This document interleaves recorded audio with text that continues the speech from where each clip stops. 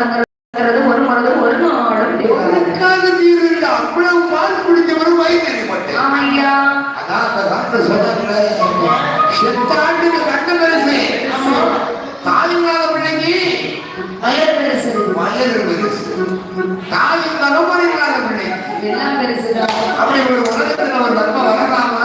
என்ன கொடுத்தாலும் யார் கொடுத்தாலும் வாங்கிக்கலாம். ஏன்னா வீட்டுல கொடுக்கறதுக்கு ஆள் இருக்கு. வீட்டுல இருந்தா பசி இருக்காது. இருக்காது. வீட்டுல இல்லைன்னா பசி எடுத்துருக்கணும். பார்த்துருப்பாங்க. நம்ம வீட்டை மாத்திருக்கோம். வீட்டுல சாப்பாடு கிடையாதுன்னா அது பசி இருக்காது. சரி, சாப்பாடு இருந்தா அன்னைக்கு தான் அதிக பசி அதிகமா இருக்கு.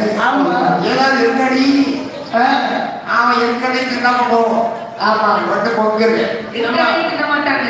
இல்லாததை பசிக்க அததானே சொல்லிட்டு இருக்கேன்.